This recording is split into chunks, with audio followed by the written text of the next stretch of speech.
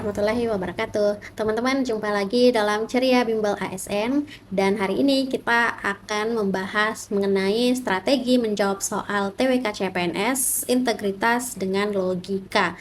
Nah, tentunya ini berdasarkan kisi-kisi resmi ya, teman-teman. Jadi, untuk strategi menjawab soal TWK CPNS dalam hal integritas ini tentunya kita harus flashback dulu ya. Dalam TWK CPNS itu kan kita mengenal beberapa materi dasar seperti pilar negara, nasionalisme, bela negara, dan bahasa Indonesia. Semua itu menjadi fondasi penting untuk menilai kelayakan seorang calon ASN. Namun pada sesi ini kita akan fokus membahas satu aspek yang sangat menentukan, yaitu integritas. Nah, dalam tes wawasan kebangsaan atau TWK, integritas ini mencerminkan keselarasan antara nilai, sikap, dan tindakan seorang calon ASN dalam menjalankan tugas negara. Karena itu, integritas tidak diukur melalui hafalan, definisi, atau teori semata ya teman-teman, tetapi melalui kemampuan mengambil keputusan yang jujur, adil, bertanggung jawab, dan konsisten dengan aturan dalam berbagai situasi kerja yang realistis. Nah, melalui soal-soal berbasis kasus, TWK di sini ingin melihat bagaimana seorang dapat bersikap ketika berada di bawah tekanan, ketika berhadapan dengan konflik kepentingan, dan ketika harus memilih antara kepentingan pribadi dengan kepentingan publik. Nah, teman-teman, disinilah diuji apakah peserta mampu menjaga kejujuran dan akuntabilitasnya, kemudian apakah mampu mengutamakan kepentingan negara dan masyarakat, berani bersikap benar meskipun tidak selalu mudah ya. Kemudian konsisten antara apa yang dipikirkan, diucapkan, dan dilakukan. Nah, semua itu harus berpijak pada komitmen terhadap etika dan tata kelola pemerintahan yang baik. Dengan pendekatan seperti ini, integritas dalam TWK itu berfungsi sebagai alat seleksi awal untuk memastikan bahwa calon ASN tidak hanya cakap secara intelektual, tetapi juga layak secara moral dan etis untuk mengemban amanah sebagai pelayan publik. Oleh karena itu, memahami soal integritas tidak cukup dengan menghafal konsep, tetapi perlu memahami cara berpikir dan cara mengambil keputusan yang benar sebagai aparatur negara. Inilah yang akan kita bahas, yaitu strategi menjawab soal integritas dengan pendekatan penalaran, bukan hafalan. Oke, kita langsung saja ke contoh soalnya. Anda bertugas sebagai anggota tim verifikasi laporan kinerja program bantuan. Dalam proses pemeriksaan, Anda menemukan indikasi bahwa sebagian data capaian telah dipercantik agar target terlihat tercapai. Atasan memberi isyarat agar temuan tersebut tidak dicantumkan karena dikhawatirkan berdampak pada penilaian unit kerja dan reputasi pimpinan. Di sisi lain, laporan ini akan menjadi dasar pengambilan keputusan anggaran tahun berikutnya. Sikap yang paling tepat adalah A. Mengikuti arahan atasan demi menjaga stabilitas internal dan citra unit kerja. B. Menyampaikan temuan secara profesional dalam laporan dan merekomendasikan perbaikan berbasis data. C. Mengoreksi data secara diam-diam tanpa mencantumkan catatan temuan agar tidak menimbulkan konflik. D. Menunda penyampaian laporan sampai ada kepastian sikap pimpinan yang lebih tinggi. Atau E. Menyerahkan seluruh tanggung jawab verifikasi kepada anggota tim lain. Oke teman-teman, silahkan Anda jawab dalam 10 detik.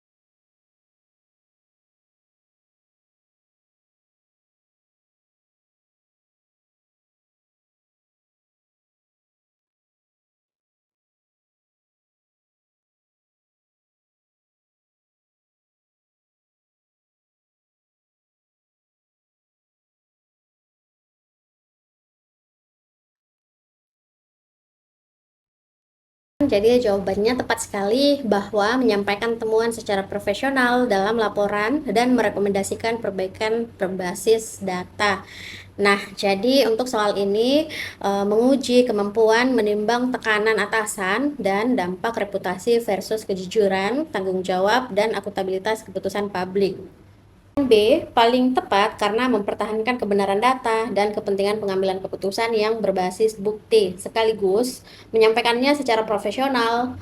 Nah, teman-teman, opsi lain cenderung mengorbankan akurasi, menghindari tanggung jawab, atau menunda tanpa solusi yang tidak selaras dengan nilai integritas ASN. Oke, kita ke contoh soal selanjutnya. Anda bertugas di unit pengadaan barang dan jasa sebagai anggota tim evaluasi administrasi. Salah satu penyedia yang ikut tender adalah perusahaan yang pernah bekerja sama baik dengan Anda saat di instansi sebelumnya. Secara administratif, dokumen perusahaan tersebut memenuhi syarat, tetapi Anda mengetahui ada informasi penting yang belum diungkapkan dan berpotensi mempengaruhi penilaian kelayakan. Rekan satu tim menyarankan agar hal itu diabaikan karena tidak tercantum secara eksplisit dalam daftar persyaratan dan demi menjaga kelancaran proses. Sikap yang paling tepat adalah A.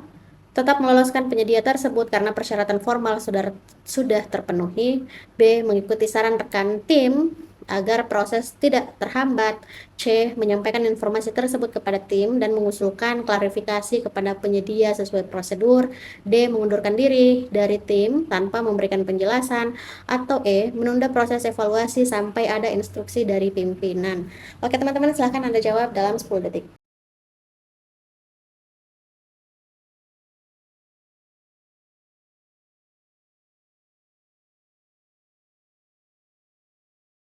Oke, teman-teman, jadi jawabannya adalah C, menyampaikan informasi tersebut kepada tim dan mengusulkan klarifikasi kepada penyedia sesuai prosedur. Nah, teman-teman, soal ini menguji kejujuran, tanggung jawab, dan keberanian menjaga objektivitas dalam situasi yang berpotensi menimbulkan konflik kepentingan. Nah, pilihan C ini paling tepat karena memastikan keputusan diambil berdasarkan informasi yang lengkap dan tentunya dapat dipertanggungjawabkan ya, sekaligus tetap berada dalam koridor prosedur. Nah, opsi lain cenderung mengorbankan akuntabilitas, menghindari tanggung jawab, atau membiarkan potensi masalah etis berlanjut. Nah, Anda bertugas sebagai koordinator penyusun ringkasan evaluasi program strategis nasional yang akan dipresentasikan kepada pimpinan lintas kementerian. Data mentah menunjukkan sebagian target utama tidak tercapai dan ada indikasi kelemahan desain kebijakan.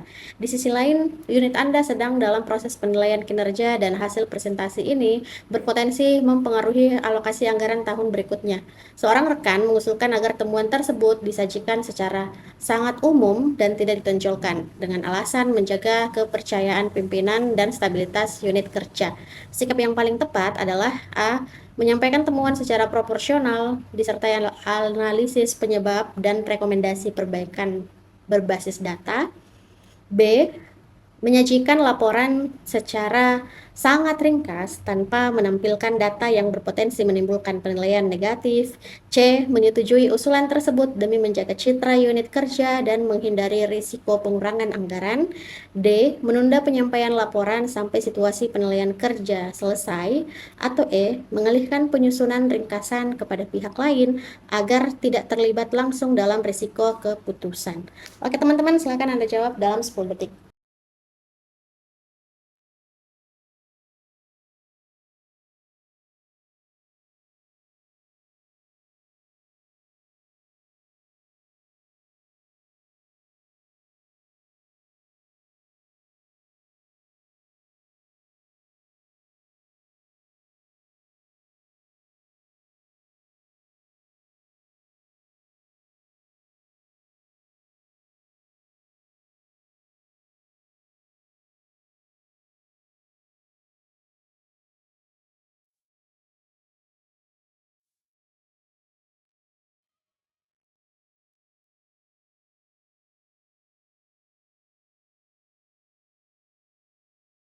Oke teman-teman, jadi jawaban yang tepat adalah A. Menyampaikan temuan secara proporsional disertai analisis penyebab dan rekomendasi perbaikan berbasis data. Nah teman-teman, soal ini menuntut peserta menimbang kepentingan institusional jangka pendek tentang citra, anggaran, penilaian kinerja dengan tanggung jawab etis dan kualitas pengambilan keputusan publik. Nah pilihan A paling tepat karena menjaga kejujuran, akuntabilitas, dan keberanian menyampaikan fakta sekaligus bersikap konstruktif konstruktif dengan menawarkan analisis dan solusi. Opsi lain pada dasarnya mengorbankan integritas demi kenyamanan sesaat atau menghindari tanggung jawab yang berisiko merusak kualitas kebijakan dan kepercayaan publik. Oke teman-teman, kita ke contoh soal selanjutnya. Anda menjadi penanggung jawab finalisasi draft rekomendasi hasil audit internal yang akan menjadi dasar penetapan kebijakan korektif.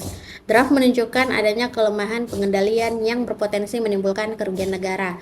Namun, bukti pendukung masih memerlukan klarifikasi lanjutan. Atasan meminta agar temuan tersebut tidak dicantumkan dulu demi menghindari kegaduhan publik, dengan janji akan ditindaklanjuti secara internal. Di sisi lain, penundaan pencantuman berisiko membuat kebijakan korektif yang diambil tidak tepat sasaran. Sikap yang paling tepat adalah A.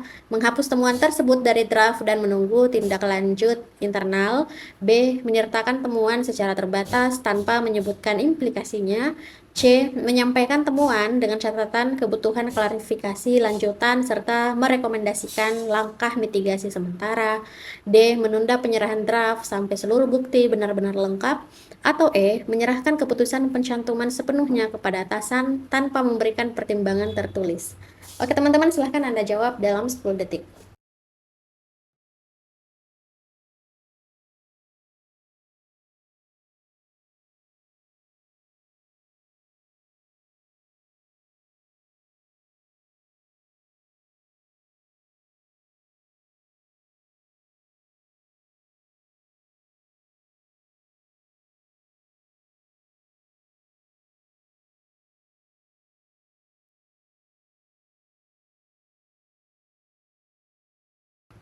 Oke, jadi jawaban yang tepat adalah menyampaikan temuan dengan catatan kebutuhan klarifikasi lanjutan serta merekomendasikan langkah mitigasi sementara.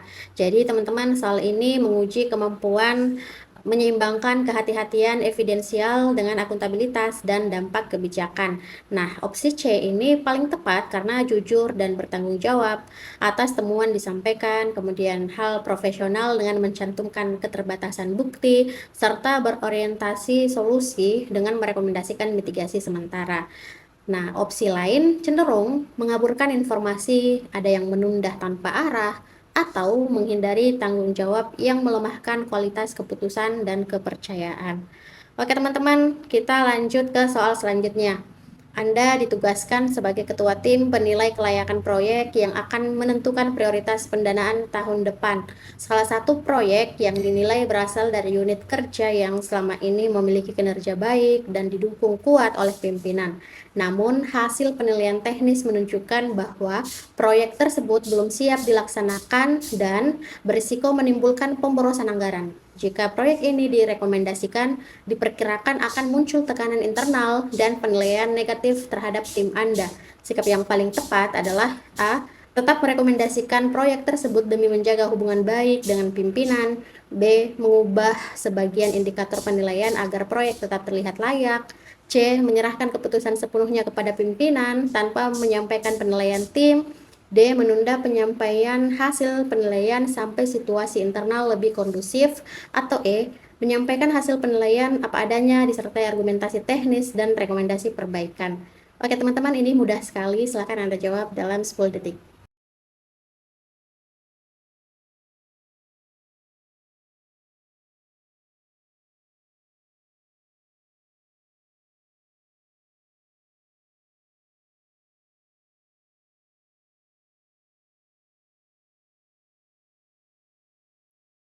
Nah, teman-teman, jawabannya benar sekali bahwa menyampaikan hasil penilaian apa adanya disertai argumentasi teknis dan rekomendasi perbaikan.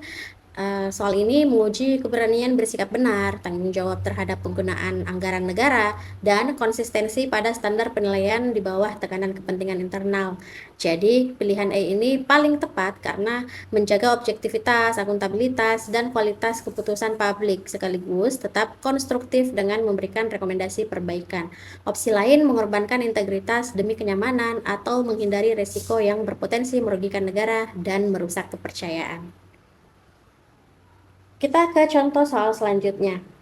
Anda menjabat sebagai pejabat penghubung data kinerja antar unit. Menjelang rapat evaluasi nasional, satu unit meminta agar Anda menunda pengiriman data terbaru karena masih ada penyesuaian internal. Anda mengetahui bahwa data tersebut menunjukkan penurunan kinerja yang signifikan dan akan mempengaruhi keputusan alokasi sumber daya. Jika data ditunda, rapat tetap berjalan dengan informasi yang tidak mutakhir. Jika dikirim sekarang, berpotensi menimbulkan tekanan dari unit terkait. Nah, sikap yang paling tepat adalah mengirim data terbaru disertai penjelasan konteks dan catatan keterbatasannya. B. Mengirim data versi lama agar rapat tetap berjalan tanpa polemik. C. Menunda pengiriman data demi menjaga hubungan kerja antar unit. D. Menunggu instruksi tertulis dari pimpinan sebelum bertindak. Atau E. Menyerahkan keputusan pengiriman data kepada unit yang meminta penundaan. Nah, teman-teman, silahkan Anda jawab dalam 10 detik.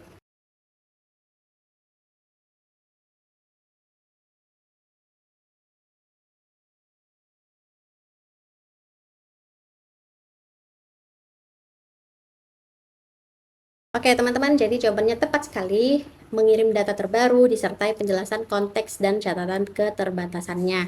Jadi, teman-teman, soal ini menguji kejujuran, tanggung jawab, dan keberanian menjaga akurasi informasi ketika ada tekanan kepentingan. Nah, opsi A ini paling tepat karena memastikan keputusan diambil berbasis data mutakhir sekaligus profesional dengan memberi konteks dan catatan keterbatasan. Opsi lain mengorbankan akurasi, menunda tanpa arah, atau mengalihkan tanggung jawab yang melemahkan akuntabilitas dan kualitas kebijakan.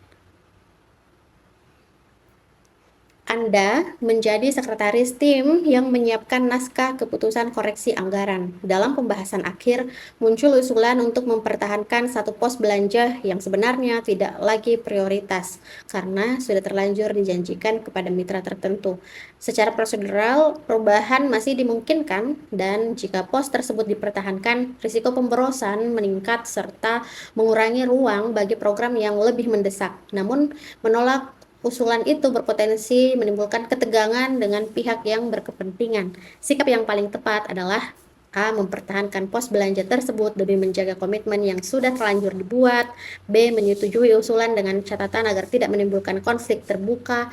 C. Mengusulkan peninjauan ulang berdasarkan prioritas kebutuhan dan dampak anggaran lalu menyampaikan secara profesional. D. Menunda finalisasi naskah sampai ada kesepakatan informal di luar forum. Atau E. Menyerahkan penentuan isi naskah sepenuhnya kepada pihak yang paling berkepentingan. Oke teman-teman, silahkan Anda jawab dalam 10 detik.